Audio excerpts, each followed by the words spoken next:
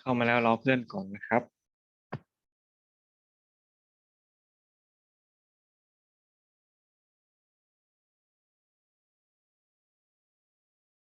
เข้ามาแล้วนะคะเดี๋ยวรอเพื่อนก่อนนะ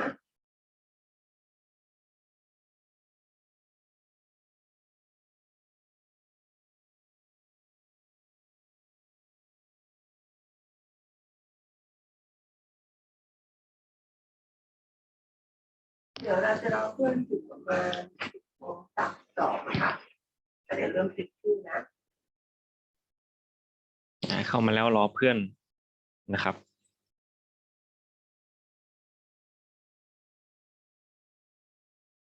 ตามเพื่อนนะคะตามเพื่อนเข้ามาเรียนด้วยเดี๋ยวรอถึง10:32นะคะ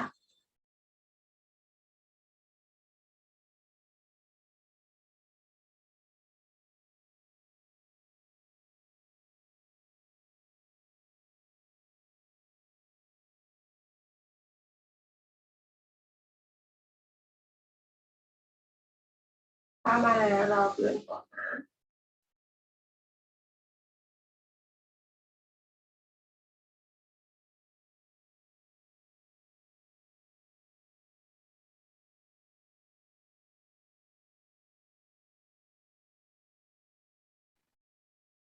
ครูครับเช็คชื่อยังครับ ยังครับผมรอเพื่อนก่อนเนาะรอเพื่อนก่อนถึง10:32ค่ะตามเพื่อนได้ตามเพื่อนมาเรียนด้วยนะ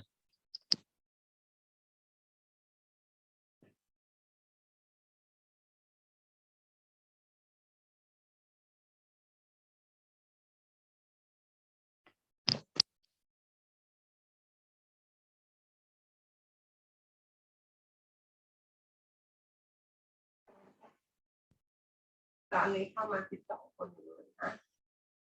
น้อยอยู่เดี๋ยวรออีกแป๊บนึง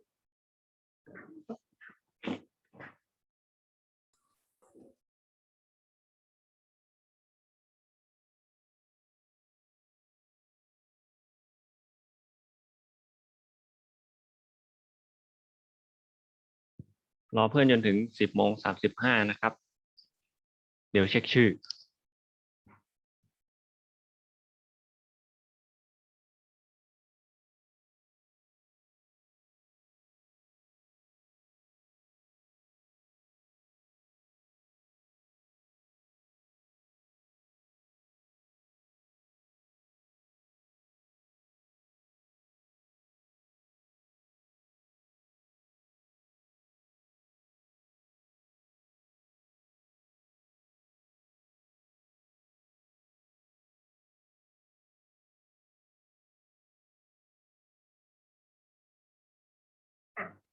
ตอนนี้10:32แล้วนะคะเลยค่ะจากพานุค่ะพานุค่ะสุภัสยา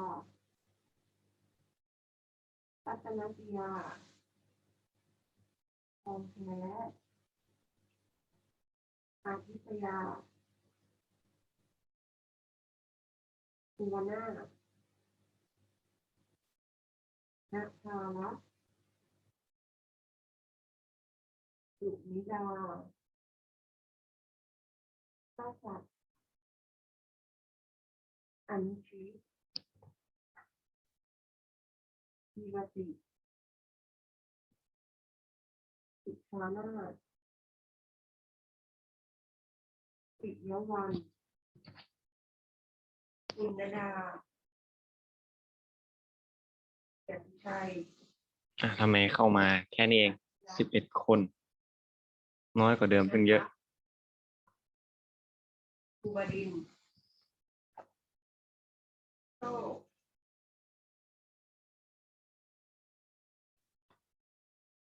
เดี๋ยวทีหลังนะคะเช็คชื่อเพื่อนก่อนนักการจินนะคะ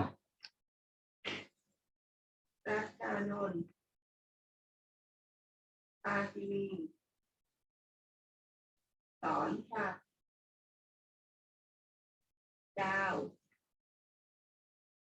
ตรงสมิทธยินยู กันเมื่อกี้คือกันใช่ไหมคะฮัลโหล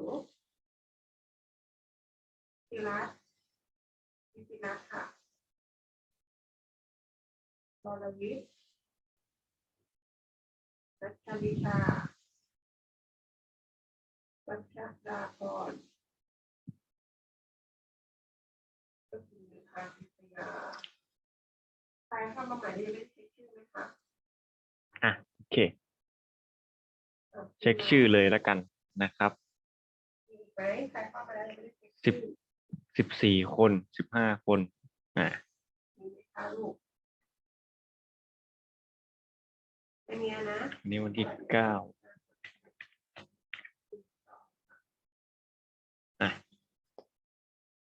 กันยานัทในชั่วโมงนี้นะคะก็จะสอบนะคะในส่วนของการนะคะในเรื่องของ เมธาวุฒิ แล้วก็ดูว่านักเรียนจะเข้าใจได้ไหมนะคะ รัฐพล นันทกัน มาค่ะ ภาพนี้ทำในงาน นัทวุฒิศิวกร ออนปียา ชนันทิดา คีตพจน์ เลิศพิพัฒน์อมรินทร์รัตนากร พงศกร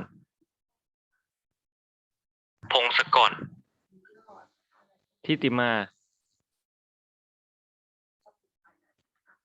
พาคิน เพื่อนไม่ไม่ค่อยดีครับ อ่าโอเค พาคินมา พีรวิทย์ มาครับมาครับ ชัยกร ชดาพร ปีติพัฒน์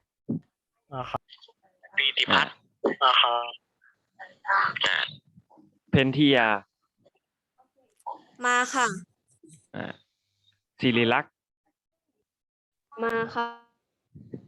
เอเชีย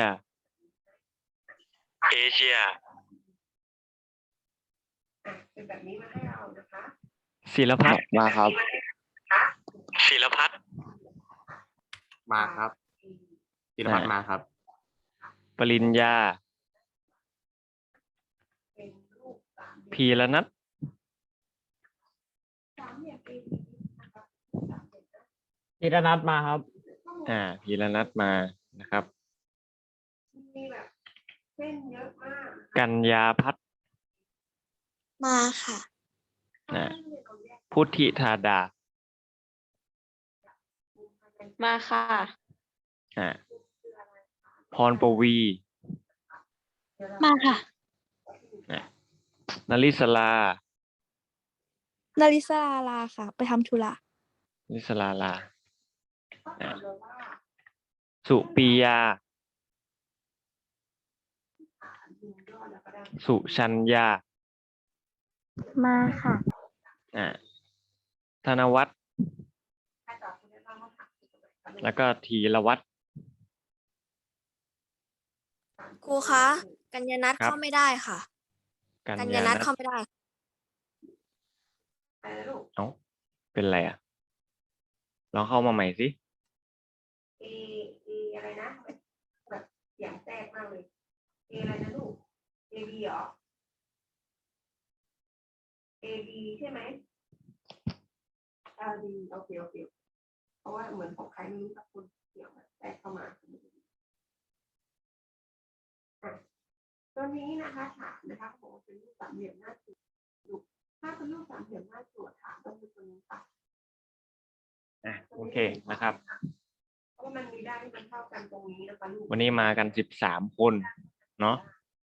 ด้านที่มันเท่ากันอยู่ด้าน ในชั่วโมงนี้นะครับ ในคาบนี้เนาะเป็นรายวิชา 3D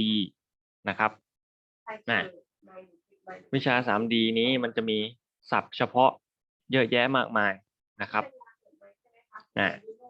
ครูก็จะพยายามอธิบายเนาะเกี่ยวกับพวกศัพท์เฉพาะเนี่ยพวกเราจะได้เข้าใจมากยิ่งขึ้นนะครับ มันเป็นวิชาเพิ่มเติมเนาะมันอาจจะยากนิดนึงนะครับสำหรับคาบนี้นะครับ เราจะขึ้นเนื้อหาในหน่วยขึ้นเนื้อหาในเทอม2แล้วเนาะเพราะว่าอาทิตย์ที่แล้วเนี่ยเราได้ทบทวนนะครับ ทบทวนเนื้อหาวิชา 3D ที่เรียนในเทอม1ทั้งหมดแล้วนะครับวันนี้เราจะขึ้นเนื้อหาหน่วยที่1นะครับเนื้อหาหน่วยที่1เนี่ยก็คือเป็นเรื่องเกี่ยวกับประวัติ 3D printer นะครับประวัติ 3D printer นะครับหรือว่าภาษาอังกฤษเขาเรียกว่า history of 3D printing นะครับhistory แปลว่าประวัติศาสตร์เนาะ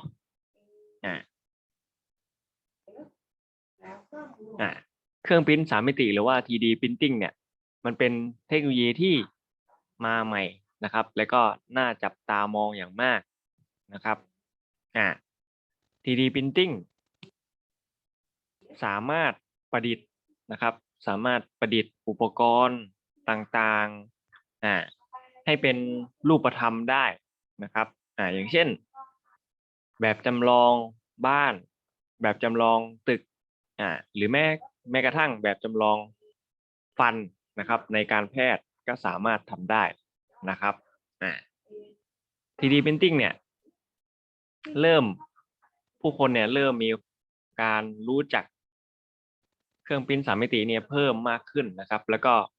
มีการเปิดบริษัทต่างๆเพิ่มมากขึ้นนะครับจากเมื่อสมัยก่อนเนาะแต่เจ้าตัวเทคโนโลยีเครื่องพิมพ์3มิติเนี่ยจริงๆแล้วเขามีการพัฒนามาตั้งนานแล้วนะครับโดยประวัติศาสตร์ของ 3D Printing เนี่ย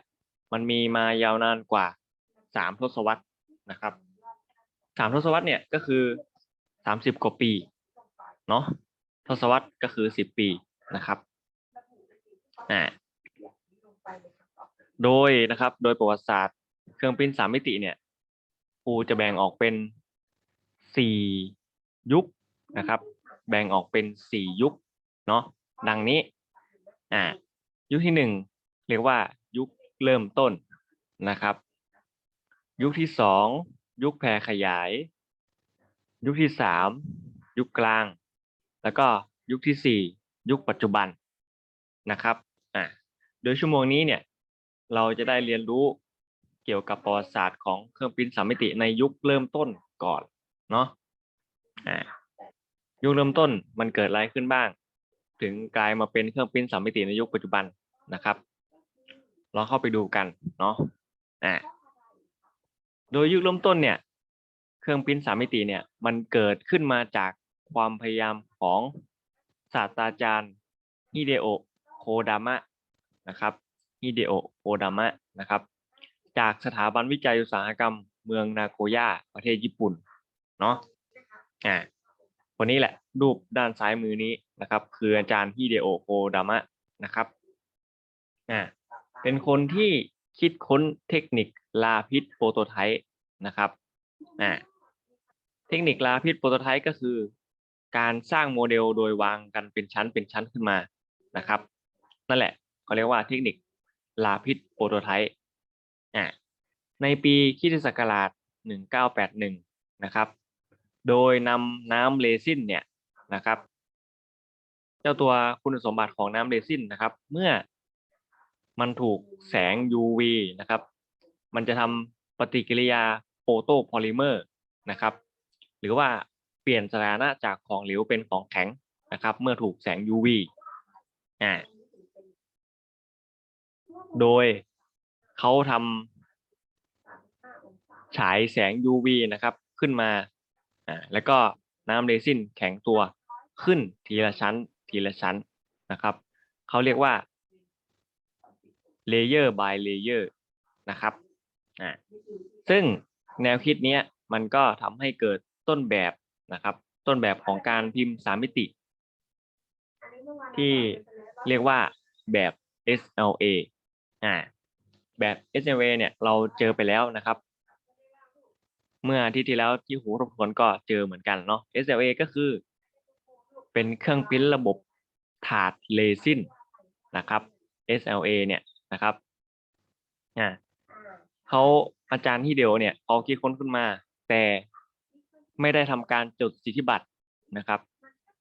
เมื่อไม่ได้การทำการจดสิทธิบัตรเนี่ย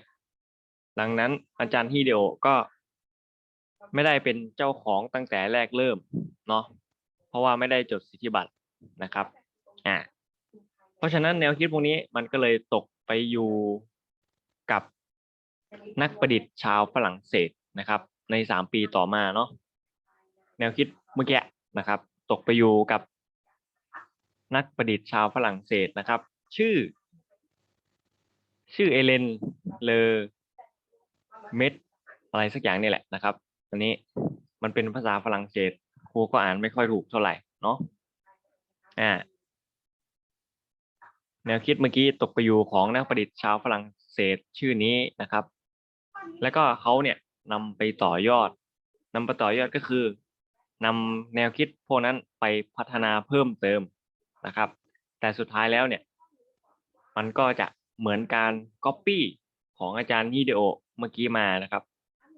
ก็เลยทำให้นักประดิษฐ์ชาวฝรั่งเศสเขาก็ไม่สามารถจดสิทธิบัตรได้เหมือนกันนะครับพอเขาจดสิทธิบัตรไม่ได้เนี่ยผลประโยชน์ทั้งหมดแนวคิดเมื่อกี้ก็เลยตกไปอยู่ที่คนที่ชื่อว่าชาเลตฮาวนะครับคนนี้รูปซ้ายมือนะครับชาเลตฮาวเนาะชาเลตฮาวเนี่ยก็ทำให้พวกเรารู้จักกันในนามบิดาแห่ง 3D Printing นะครับชาเลตฮาวสุดท้ายแล้วในประวัติศาสตร์เนี่ยคนนี้เป็นคนที่เป็นบิดาแห่ง 3D Printing นะครับเขาก็เปรียบเสมือนกับคนที่คิดค้นขึ้นมาแทนเนาะเพราะว่าเขาได้จดสิทธิบัตรคนแรกแค่นั้นเองเลยนะครับชาเลตฮาวเนี่ยสนใจเทคโนโลยีนี้นะครับจึงสร้างเครื่องและตั้งชื่อเกี่ยวกับเครื่องที่ทำงานร่วมกับเทคนิคนี้ว่าสเตอริโอไลโอกราฟีนะครับเทคนิคสเตอริโอไลโอกราฟีนะครับสร้างขึ้นมาเนาะแล้วก็ทำการจดสิทธิบัตรเข้าไปเรียบร้อยนะครับหลังจากนั้นเขาก็ก่อตั้งบริษัท 3D System Corporation ขึ้นนะครับพวกเราสามารถเข้าไปค้น Google ก็ได้นะครับบริษัท 3D System Corporation ในปัจจุบันนี้ก็ยังเป็นยักษ์ใหญ่สำหรับเครื่องพิมพ์3 มิติอยู่นะครับก่อตั้งบริษัท 3D System Corporation ขึ้นมาแล้วเขาก็ได้คิดค้นนะครับส่วนที่สำคัญในการที่จะพิมพ์โมเดล3 มิติขึ้นมานะครับนั่นก็คือการพิมพ์3 มิติได้เนี่ยเราก็ต้องมีไฟล์ที่ครูบอกไปนะครับว่านามสกุลไฟล์ในการที่เราจะพิมพ์เข้าเครื่องพิมพ์ได้เนี่ยต้องเป็น .stl เนาะชาเลตฮอลนี่แหละเขาเป็นคนคิดค้นนะครับคิดค้นนามสกุลไฟล์ stl นะครับเพื่อให้เครื่องพิมพ์3 มิติเนี่ยสามารถพิมพ์ตามโมเดลที่เราต้องการได้นะครับไฟล์ .stl เนี่ยเป็นนามสกุลไฟล์ที่ได้รับการยอมรับและใช้มาจนถึงปัจจุบันนี้นะครับอันนี้ก็เป็นประวัติคร่าวๆนะครับในยุคเริ่มต้นของเครื่องพิมพ์3 มิตินะครับสิ่งที่ครูอยากให้พวกเราจำก็คือคนนี้คนแรกนะครับฮิเดโอโคดามะเป็นคนคิดค้นคนแรกเริ่มต้นเลยนะครับแต่คนที่เป็นบิดาแห่ง 3D Printing ก็คือชาร์เลส ฮอลล์คนนี้นะครับแล้วก็เป็นประธานบริษัท 3D System Corporation ด้วยนะครับ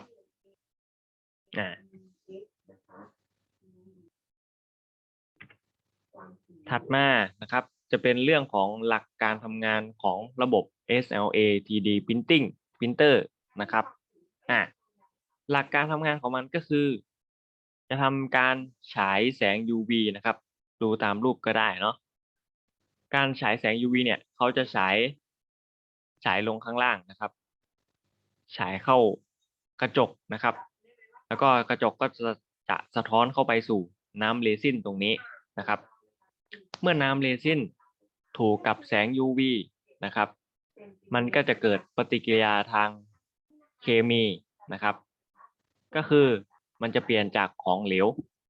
กลายเป็นของแข็งนะครับซึ่งในยุคปัจจุบันนี้เขาได้ผลิตชนิดของน้ำเรซินขึ้นมาหลายๆชนิดนะครับ ก็เพื่อตามความเหมาะสมของงานนั้นๆเนาะอย่างเช่น ถ้าเป็นน้ำเรซินสำหรับงานต้นแบบเนี่ยพวกแบบตึกแบบอาคารแบบบ้านเนี่ยเขาจะใช้เป็นโปรโตไทป์เรซิน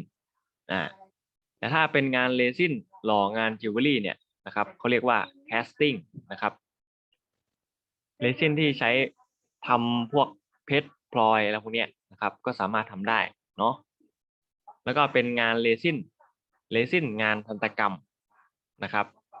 สามารถทำเป็นรูปฟันก็ได้นะครับทำเป็นรูปเหงือกหรือว่าทำเป็นอะไรใสๆที่เคลือบฟันเนี่ยประมาณนั้นนะครับแล้วก็สุดท้ายเรซินวิศวกรรมอันนี้ก็ใช้เกี่ยวกับงานวิศวกรรมทั้งหลายเนาะอันนี้ก็เป็นรูปนะครับรูปเครื่องพิมพ์ระบบถาดเรซินนะครับในยุคเริ่มต้นนะครับรูปซ้ายมือเนาะยุคเริ่มต้นก็เป็นอย่างนี้เลยนะครับจนมาถึงยุคปัจจุบันนะครับด้านขวามือซึ่งมีความอัตโนมัติมากยิ่งขึ้นมีความทันสมัยมากยิ่งขึ้นนะครับก็ตามเทคโนโลยีในสมัยนั้นเนาะ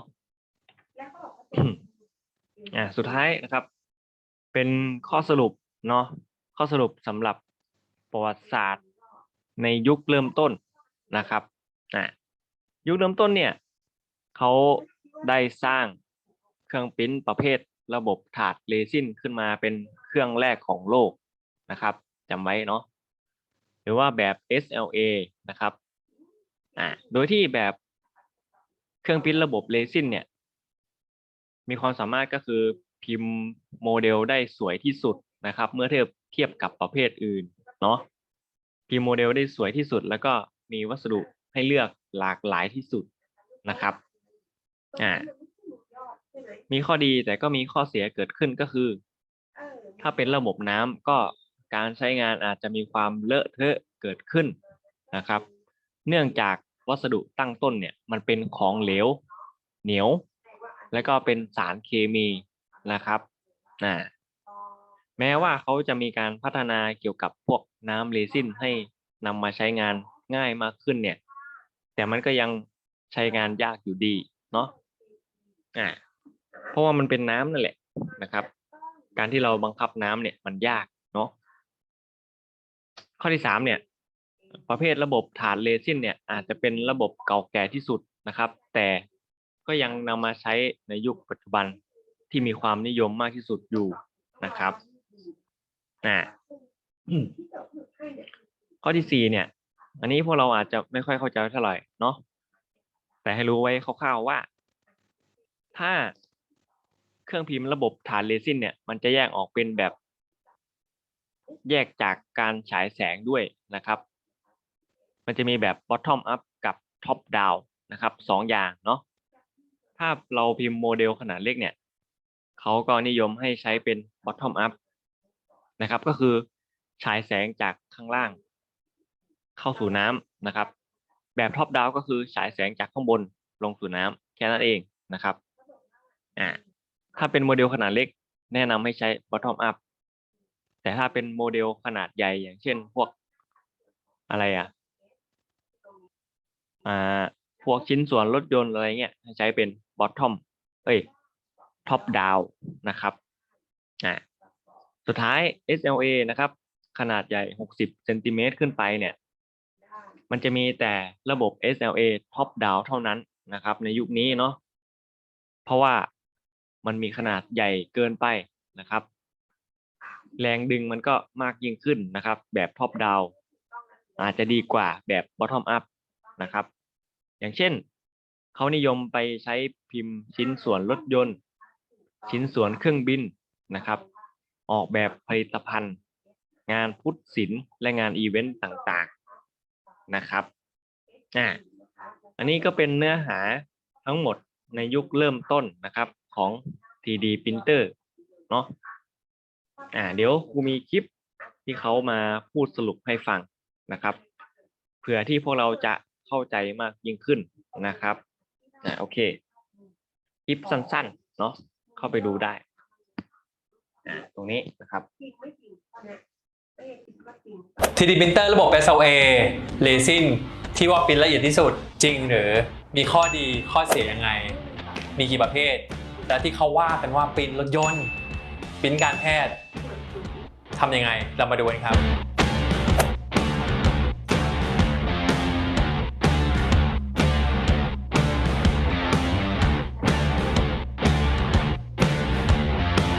สวัสดีครับวันนี้เราจะมาคุยกันเรื่องของ SLA นะครับก็ SLA จะเป็นเครื่อง 3D Printer ระบบเรซินนะครับก่อนหน้านั้นที่เราคุยกันอาจจะไปติดตามคลิปก่อนหน้านั้นนะครับก็คือเราคุยกันเรื่องของเลเซอร์คัตเตอร์ไปแล้วนะครับแล้วก็เรื่องของ 3D Scanner วันนี้จะมาคุยว่า SLA มันคืออะไรช่วงนี้ทำไมฮิตจังนะครับก็จะบอกว่า SLA เนี่ยจริงๆแล้วเนี่ยเป็น 3D Printer ระบบแรกของโลกเลยก็ว่าได้นะครับก็คือเกิดขึ้นในสมัยที่1980นะครับคุณฮิเดโอะโคดามะนะครับจากประเทศญี่ปุ่นนะครับแกเป็นคนวิจัยนะครับก็คือเอาเรซินที่ไวแสงเนี่ยเรซินตัวนี้ถูกแสง UV ปุ๊บมันจะแข็งนะครับแกก็ใช้หลักการเอาการแข็งของเรซินตัวนี้เนี่ยมาทำเป็น 3D Printer ปริ้นเป็นชั้นขึ้นมาจนกลายเป็นชิ้นงานนะครับก็หลังจากนั้นเนี่ยพอเป็นตัวที่ญี่ปุ่นเขาวิจัยเสร็จแล้วนะครับก็คือทางอเมริกาทางบริษัท 3D System นะครับตอนนี้ก็ยังอยู่นะครับแล้วก็เป็นเจ้าใหญ่อยู่ก็คือได้มีการขายเป็นคอมเมอร์เชียลเจ้าแรกในปี1984นะครับก็จะเป็นเครื่องปรินเตอร์ในรูปเลยนะครับหน้าตาก็คือมันจะเป็นล้อแม็กนะครับแต่นี้จะเป็น SLA ที่มีมาตั้งแต่แรกนะครับก็คือจะเป็น SLA แบบท็อปดาวน์ลงไปนะครับเรามาดูกันว่า SLA เนี่ยงานปริ้นข้อดีมันเป็นประมาณไหนนะครับ SLA เนี่ยมันจะเป็นปริ้นจากเรซินนะครับดังนั้นเนี่ยงานปริ้นเนี่ยมันจะค่อนข้างละเอียดมากนะครับดูตัวอย่างอันนี้คือเป็นทุเรียนนะครับที่สแกนมาแล้วก็ปริ้นออกมานะครับแล้วก็อย่างงานตัวเนี้ยแทบจะไม่ต้องมาขัดแต่งอะไรเลยนะครับจะเป็นงานตัวพุทธศิลป์นะครับแล้วก็หรือว่างานพวกงานทันตกรรมนะครับก็คือใช้ตัวนี้ในการปริ้นออกมาตอนนี้การทำฟันเนี่ยดิจิตอลหมดแล้วจะเป็นดิจิตอลดินทิสตี้นะครับแล้วก็อย่างงานที่เป็นโมเดลลักษณะสเกลนะครับก็คืออันนี้ปริ้นจากเครื่องเล็กมาเครื่องใหญ่นะครับก็ชิ้นงานก็สวยงามนะครับอันนี้เดวิดเนาะหรือว่างานทางยานยนต์นะครับอันนี้เป็นประตูที่จับมือของรถยนต์นะครับยี่ห้อหนึ่งนะครับโอเคก็จะมาดูนะครับหลักการในการทำงานของมันเป็นยังไงจริงๆแล้วเนี่ย SLA เนี่ยอย่างที่บอกไปก็คือเกิดจากเรซินและโดนแสง UV มันจะแข็งนะครับดังนั้นเนี่ยหลักการทำงานของมันก็คือมันก็จะพิมพ์ทีละชั้นไปเรื่อยๆนะครับมันก็จะเป็น cross section ไปเรื่อยๆแล้วก็ต่อไปเรื่อยๆจนออกมาเป็น3มิตินะครับดังนั้นเนี่ย SLA ก็แบ่งเป็นหลักเป็น2 category นะก็คือจะเป็นแบบ top down นะครับ top down ก็คือพูดง่ายๆเลเซอร์อยู่ข้างบนชิ้นงานอยู่ข้างล่างนะครับ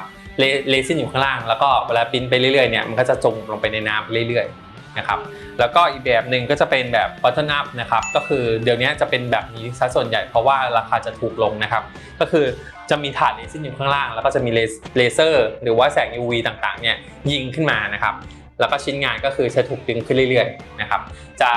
แบบนี้ก็จะเครื่องเล็กลงนะครับราคาก็จะถูกขึ้นแต่ว่าทั้งแบบ bottom upแล้วก็แบบท็อปดาวก็จะมีข้อดีข้อเสียแตกต่างกันไปนะครับเรามาคุยกันเรื่องของวัสดุตั้งต้นของเรซินนะครับก็มีอะไรน่าสนใจบ้างนะครับเรซินเนี่ยมันก็จะมีหลายชนิดนะครับเรซินจะแบ่งหลักๆก็คือความยาวคลื่นในการที่มันเคี่ยวนะครับก็คือโดนแสงตัวเนี้ยมันจะทำให้มันแข็งนะครับก็จะมีช่วง 405 นาโนเมตรนะครับก็จะใช้กับพวกเครื่องเล็กๆหน่อยพวก SLA แบบbutton up นะครับหรือ LCD นะครับ ถ้าเป็นตัว355นาโนเมตรก็จะใช้กับเครื่องใหญ่หน่อยเครื่องใหญ่ก็จะเป็นพวกตัว SLA แบบ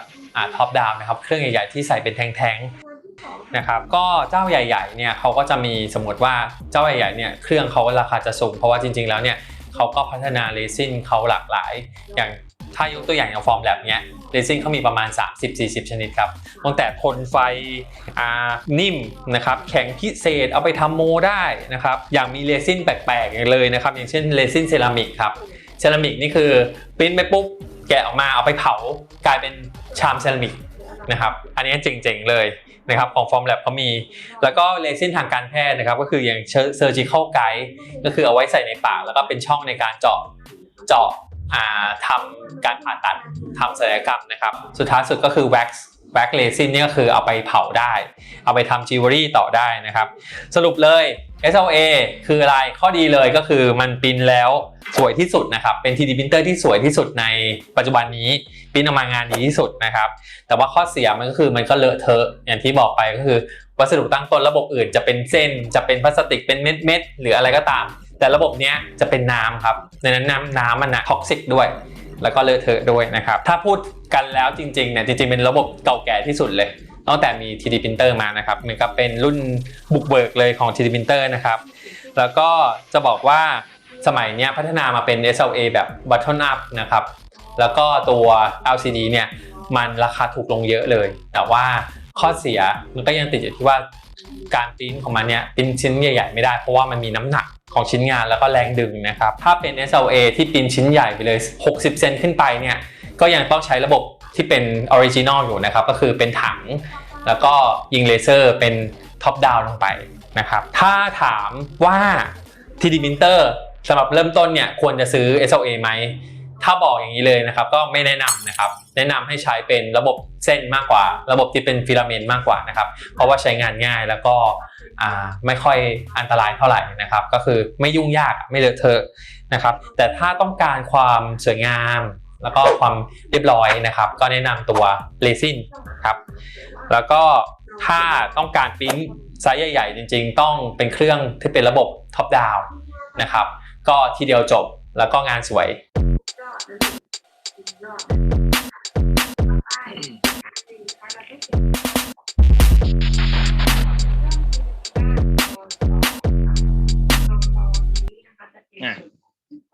อันนี้ก็เป็นคลิปสรุปนะครับคลิปสรุปเนาะในวันนี้นะครับครูมีงานให้ทำเนาะเป็นงานในไลฟ์เวิร์กชีตนะครับ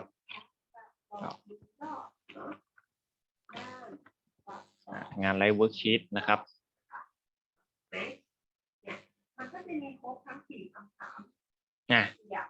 งานอันนี้เลยนะครับเดี๋ยวครูจะส่งลิงก์ให้ทางไลน์เนาะส่งลิงก์ให้ทางไลน์เลยนะครับ2/3ถ้าใครเขียนมาไม่ครบเนี่ยคะแนนจะถูกหักไปตามนั้น พวกเราเคยใช้ไหมไลน์เวิร์กชีตเนี่ย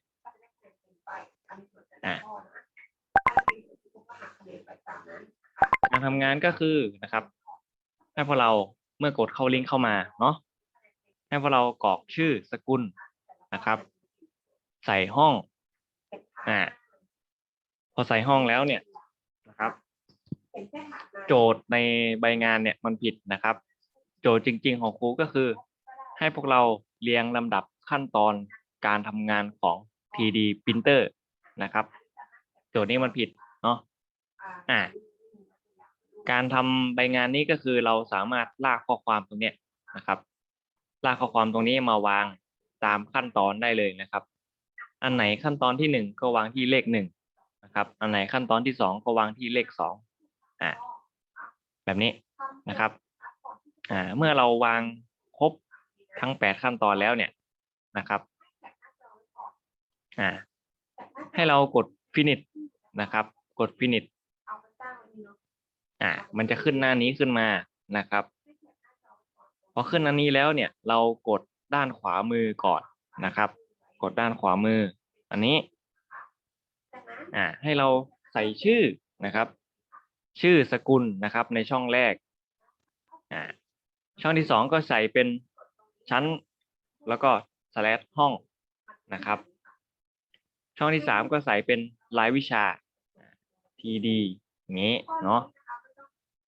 แล้วก็ช่องสุดท้ายนะครับ ให้พวกเราใส่เมลครูนะครับ ช่องสุดท้าย เดี๋ยวครูจะแปะเมลลงในไลน์เหมือนกันนะครับเมลนี้ คลิกตรงนี้เลยลูกตรงนี้ะคะ อันนี้เป็นเมลสำหรับส่งงานนะครับ ตรงนี้ได้เลยนะคะ เมื่อเรากรอกครบทุกอย่างแล้วเนี่ย เราก็กดเซ็นนะครับ กดเซ็นเพื่อส่งงานได้เลยนะครับ อันนี้คือขั้นตอนแรกนะครับ ให้เราส่งอีเมลมาหาครูกดเซ็นพอเรากดเซ็นเรียบร้อยแล้วเนาะเราก็กลับมาด้านบนนะครับ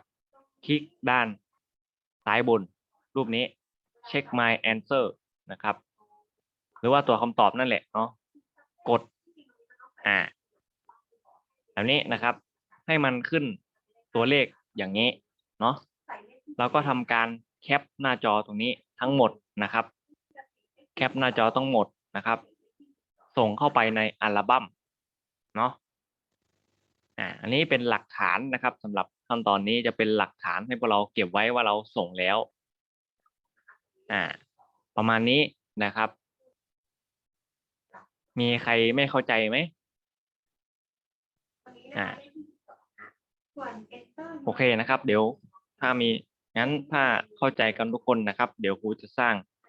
อัลบั้มให้เนาะอย่าลืมพวกเราส่งมาทางเมลแล้วก็ส่งมาทางอัลบั้มด้วยนะครับ2 อย่างเป็นใบงานง่าย ๆนะครับ ให้พวกเราลากใส่เลยเนาะครับผม โอเคนะครับ ตอนนี้เนาะใครที่มาใหม่แล้วยังไม่ได้เช็คชื่อบ้างครับ ถ้าไม่กดส่งจะไม่มานะกดตรงนี้ มีใครยังไม่ได้เช็คชื่อไหม เมธาวุฒิครับ เมธาวุฒิเลขที่อะไรครับ เลขที่2ครับ เลขที่2มีใครอีก นัทวุฒิด้วยครับ เล นั ข ทวุฒิ ที่ ด้วยครับ เลขที่5ครับ มีอีกไหม พงศกรด้วยครับ พงศกร เลขที่อะไร13 ครับ 13ผู้ 16 ขา คน ญญานัท กัญญานัทเลขที่1เช็คแล้วนะครับ โอเค มาเรียนทั้งหมด16 คนนะครับ มีคนหนึ่งใครยังไม่ได้เช็คชื่อเนี่ย มีคนหนึ่ง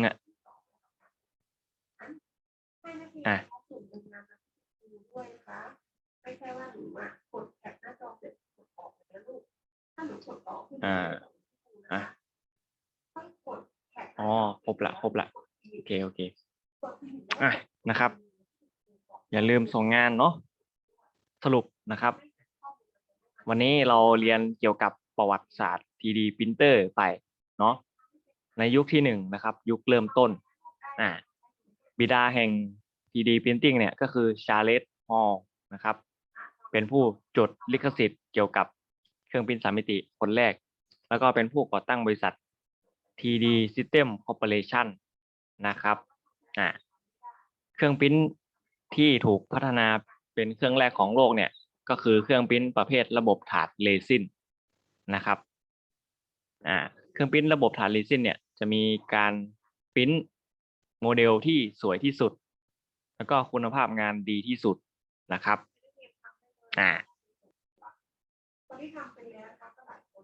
อันนี้นะครับจำให้ดีเนาะแล้วก็ทำใบงานส่งด้วยนะครับสำหรับคำนี้ถ้าไม่มีอะไรแล้วก็เอาไว้แค่นี้นะครับผมสวัสดีครับ สวัสดีครับ สวัสดีครับผม ส่งไปแล้วนะคะไม่ได้สามารถเข้าทำได้เลยนะ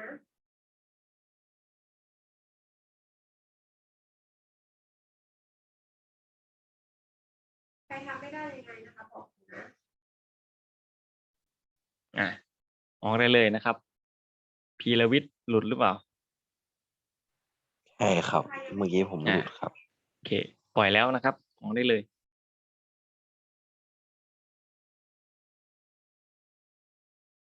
เข้าไปทำได้เลย